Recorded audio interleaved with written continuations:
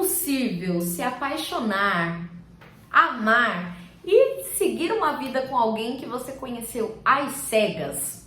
Essa é a grande pergunta do reality show da Netflix, Casamento às Cegas. Nós estamos aí na terceira temporada de Casamento às Cegas Brasil. Já fizemos um vídeo sobre os primeiros episódios e agora nós vamos conversar sobre os episódios 5 a 8 que foram disponibilizados na última quarta-feira na Netflix. Obviamente, se você ainda não assistiu, saiba que aqui você encontrará spoilers destes episódios.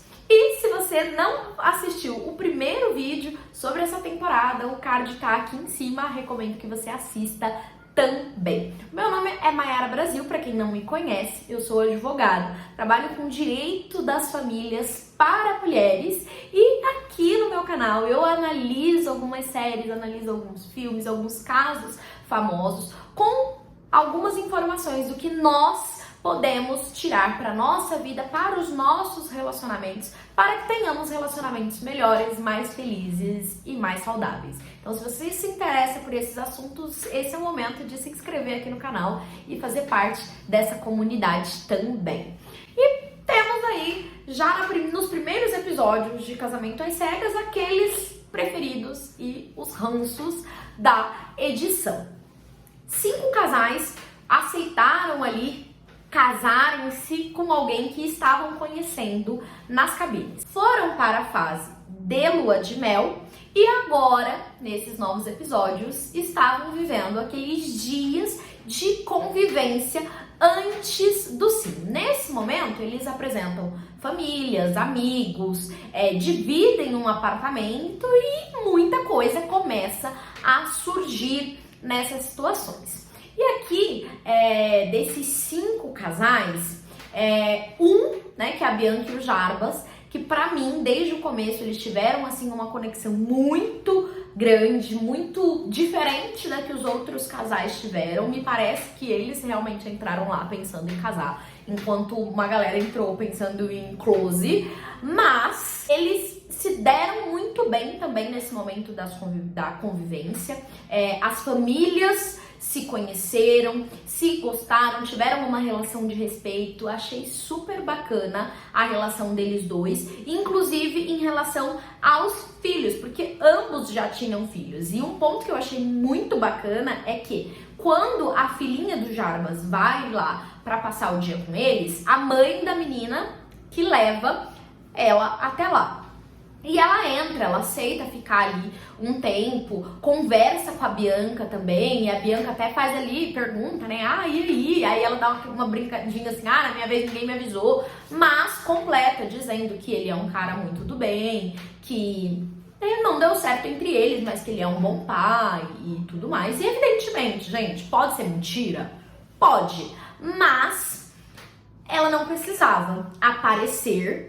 Então, isso é sim um bom sinal, e especialmente para nossa vida real, né? Quando a gente pensa em relacionamento com pessoas que já têm filhos, então seja o homem ou a mulher que já tem filhos de relação anterior, é importante que quem está entrando nessa relação, então você é mulher, está começando a se relacionar com um cara que tem um filho, é importante você avaliar como ele trata essa relação, como ele trata essa criança, como ele trata a mãe dessa criança. Obviamente, eles não precisam ser melhores amigos, saírem para jantar juntos, viajem juntos, não precisa, mas tem que existir uma relação de respeito, tem que existir um respeito mútuo, né? Que ele respeite e que ela respeite, porque obviamente tem um vínculo eterno. Quando se tem uma criança, se tem um vínculo para sempre com aquela pessoa,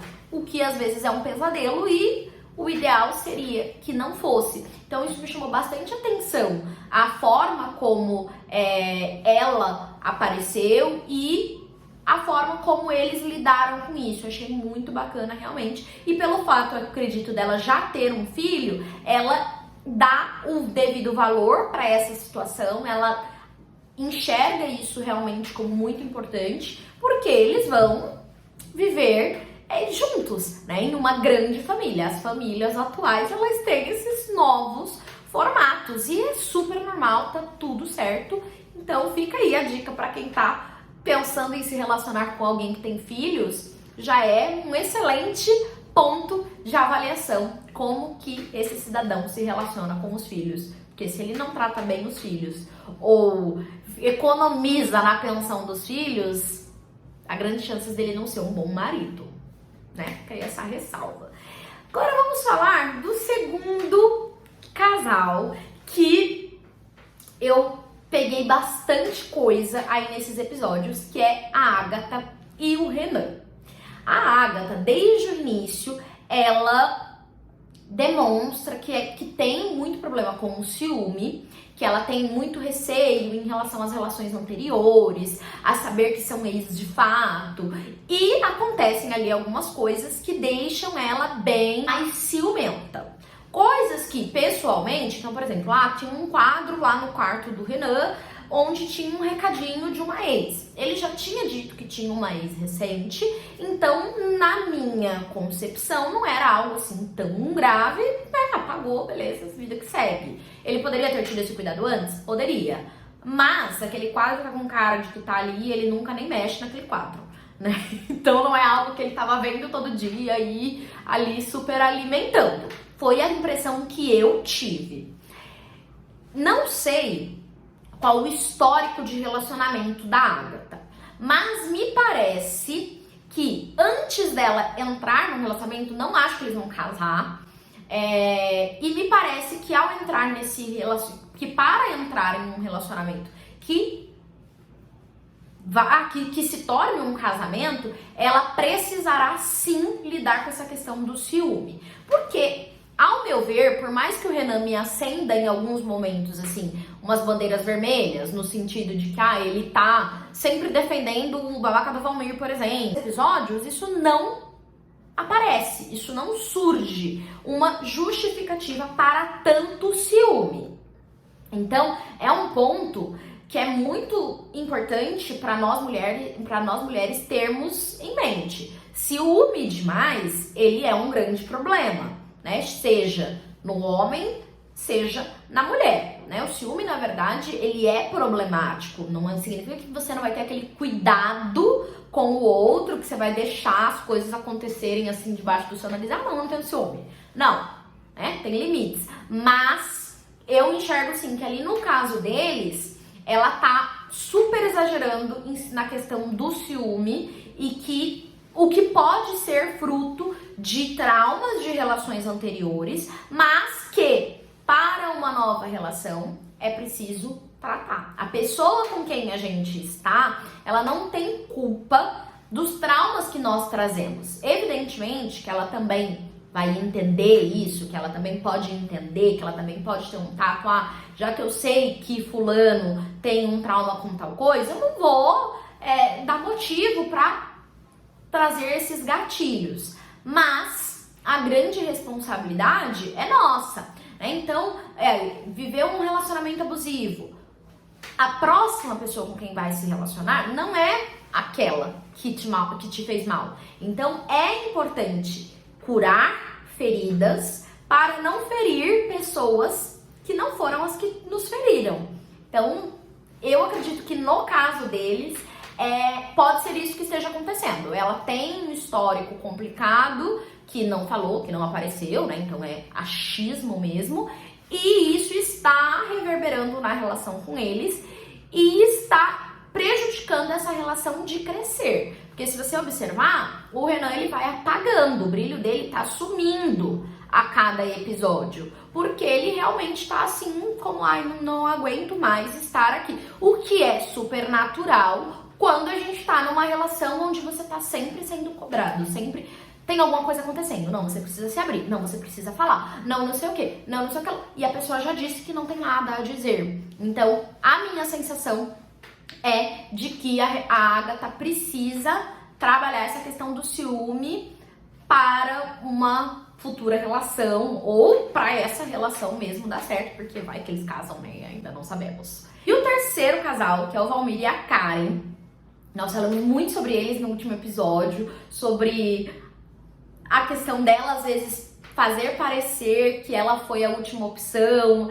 quando na verdade ela que escolheu ele, né? Porque se ela não tivesse escolhido ele não teria sido escolhido por mais ninguém. O Valmir é sim aquele cara que me acende vários alertas, que me parece sim bem problemático, ele gera um desconforto com as outras participantes, pela forma como ele se comporta, pela forma como os caras se comportam quando estão com ele também. E um ponto bem relevante, lá no episódio 5º, no comecinho, mostra muito assim sobre a cumplicidade masculina. Por quê? Vai aparecer o Renan e o Daniel defendendo o Valmir para suas parceiras. Ele não é escroto. Ele fala da intimidade dele com a noiva, mas é porque é engraçado. E então, assim, os homens, eles têm, né? A gente sabe isso, que socialmente os homens têm essa questão de se defenderem, enquanto muitas vezes nós mulheres é incentivado a rivalidade, que é um ponto que a gente vai falar daqui a pouco também. Isso fica bem claro nesses episódios que aparecem também. O Valmir, aí a gente conhece, né, a vozinha do Valmir, que é uma fofa, realmente, uma gracinha, que infelizmente veio a óbito durante a gravação da série. Então, uma barra enorme que ele passou. E mostra, assim, que ele realmente, com essa relação com a família, ele parece, sim, ser muito afetuoso, ter muita, sabe, se entregar muito realmente, ter sentido muito a perda, o que é super compreensível, né? Super compreensível, sim. A gente, inclusive, todo mundo, obviamente, por mais que a gente não tenha gostado muito dele, que a gente sente pelo que aconteceu com ele em relação à vozinha, que não estará, né? Se eles se casarem, não estará no casamento. Mas o que me chamou muita atenção na relação ali dos dois, nas cenas deles, é o momento que ela vai conhecer as amigas do Valmir, que pra mim ficou escancarado uma questão de rivalidade feminina totalmente desnecessária. Por quê? O que aquelas amigas têm que avaliar, sabe? Eu acho bem estranho, na verdade. Tanto no caso do Renan, que aparece aquele almoço com as amigas dele, e no caso do Valmir, a abertura que eles dão para que essas pessoas meio que decidam por eles, assim, tipo, a opinião delas é muito importante, e aí chega lá a loira fazendo maior enquete, entrevista de emprego, não, eu quero saber se ela vai dar as respostas certas, enquanto como mulher ela poderia estar o quê? Acolhendo, sendo gentil, sendo simpática com a outra, que a gente sabe que nem sempre é um momento super confortável. Você conhecer a família, você conhecer os amigos, isso gera uma ansiedade. Então, em vez de acolher, elas realmente fizeram ali uma cena bizarra, né? Que a gente nem entende muito bem a razão de ser desta cena. E falando sobre essa questão da rivalidade, a gente já esbarra na Maria, que ficou noiva com o Menandro, que foi aquela que tinha conversado com o Valmir também nas cabines. A Maria, ela somou muita coisa, assim, a gente até no vídeo anterior falou que, nossa, ela tava indo super bem, tava super gostando. Nessa vez, mostra, assim, que ela meio que se perdeu.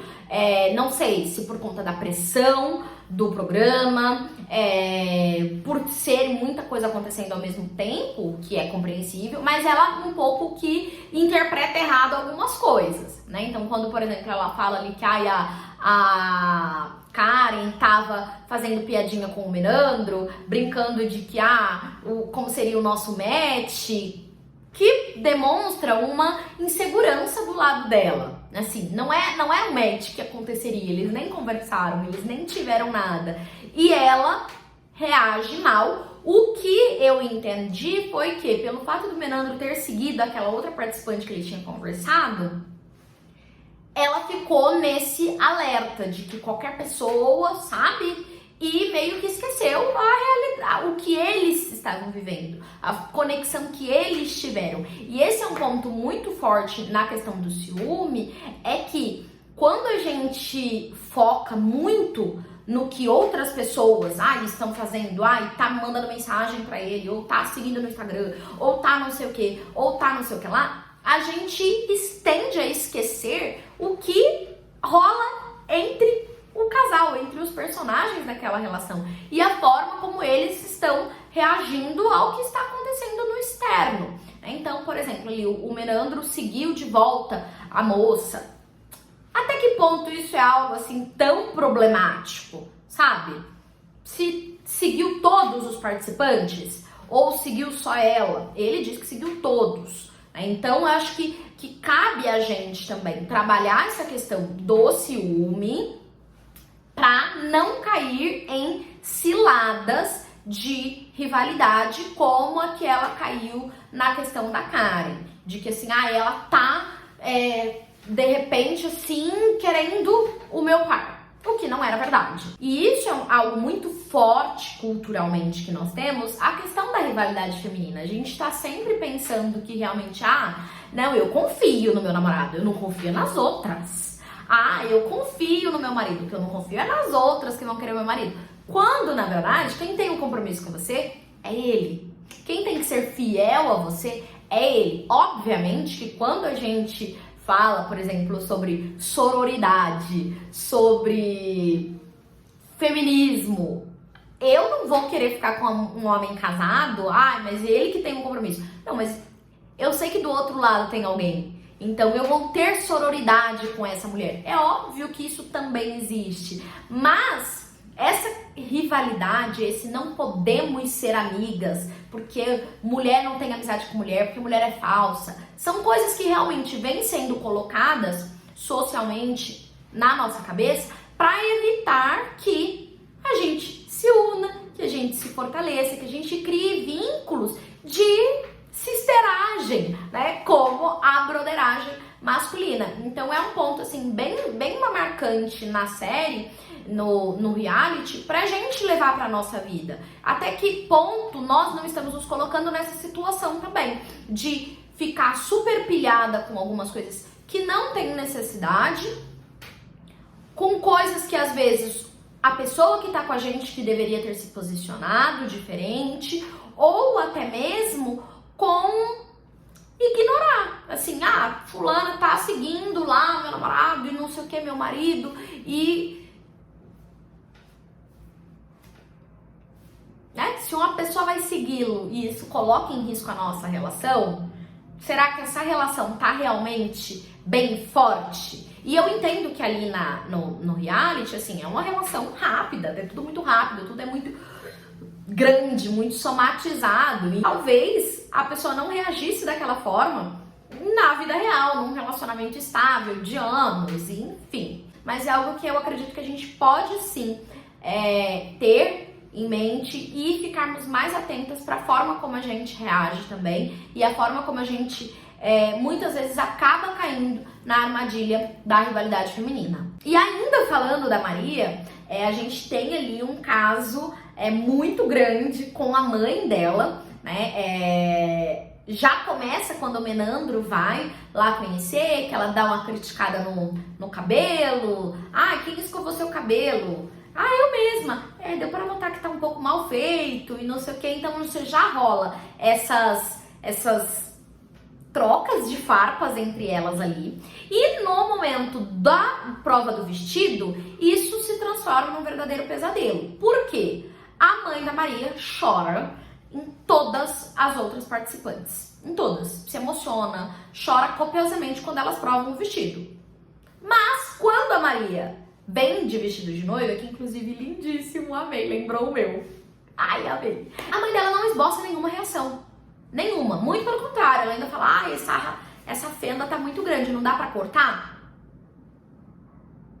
E não cai uma lágrima, o que fica até um climão, porque todo mundo já tava assim, nossa, se ela tá chorando tanto assim de outras moças, quando vier o da Maria ela vai desidratar. E aí chega ali na hora, ela não tem nenhuma reação, além de crítica.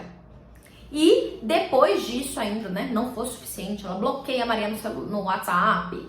E aí quando elas vão se encontrar para conversarem. Aí ela fala que é síndrome do ninho vazio, e a Maria tenta ali se posicionar e ela fala, conversa com seu terapeuta, assim, como se ela não precisasse de terapia. E mostrou muita coisa, assim, muita gente tá falando, de narcisista, e tem sim, né, vários sinais de que possa ser uma mãe narcisista, mas mostra bastante também como, a partir do momento que a gente se torna adultos, a nossa vida, as nossas escolhas, as nossas relações, elas são decisões particulares, não dá pra terceirizar, né? Então ali mesmo você vê que a Maria com 30 e poucos anos morava com os pais, dependia muito emocionalmente deles, especialmente da mãe, provavelmente por conta dessa forma como ela foi criada, mas chega uma hora na nossa vida onde a gente realmente tem que